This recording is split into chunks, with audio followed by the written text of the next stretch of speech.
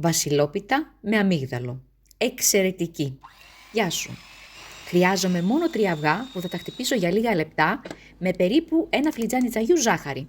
Προσθέτω το ξύσμα πορτοκαλιού, άρωμα πορτοκάλι, αν δεν έχεις βάλε περισσότερο ξύσμα, γιαούρτι, ένα φλιτζάνι τσαγιού γεμάτο, προσθέτω περίπου και μισό φλιτζάνι ηλιέλαιο, μπορείς να βάλεις και βούτυρο ή ελαιόλαδο.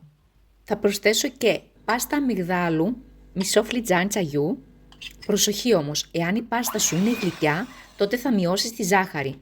Επειδή και η δική μου η πάστα ήταν πάρα πολύ γλυκιά, έβαλα 80 γραμμάρια ζάχαρη. Έχω ψιλολέσει 150 γραμμάρια αμύγδαλα με τη φλούδα τους ομά, αφού πρώτα τα έπλυνα και τα στέγνωσα στο καλοριφέρ σε μια παλιά πετσέτα ή σε χαρτί κουζίνας, γιατί να ξέρεις ότι η πετσέτα σου θα βάψει.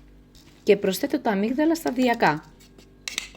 Έριξα 26 γραμμάρια baking powder και λιγότερο από ένα φλιτζάνι τσαγιού αλεύρι για όλες τις χρήσεις. Μπορείς όμως να το κάνεις και με καλαμποκάλευρο που δεν έχει γλουτένι.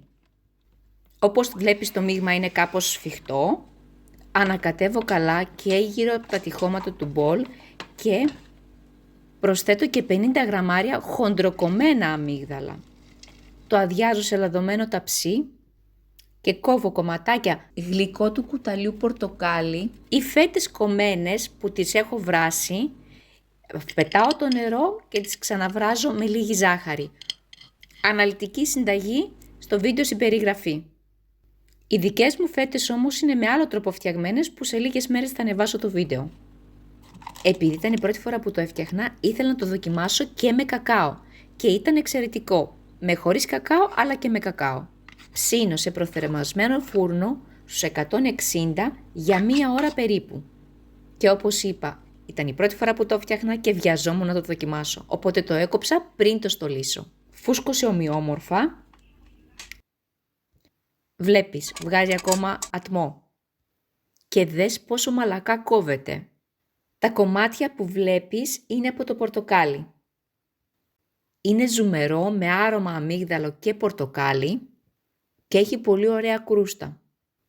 Το διακόσμησα αφού το έκοψα και τελείωσε πολύ γρήγορα. Γι' αυτό έφτιαξα και ένα δεύτερο, ώστε να το διακοσμήσω καλύτερα. Σου δείχνω 2-3 διαφορετικές προτάσεις διακόσμησης. Έφτιαξα stencil σε κόλλα Α4 για μεγαλύτερη ευκολία. Αν σου αρέσει και θες να γλιτώσεις χρόνο σχεδίασης, στείλε μου μήνυμα στο Instagram ή στο TikTok να σου στείλω το αρχείο.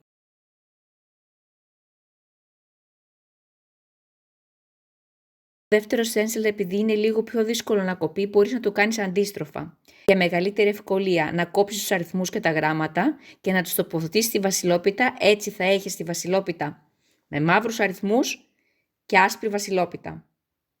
Μείνε συντονισμένος στο κανάλι γιατί έρχεται και νέο βίντεο με άλλη βασιλόπιτα.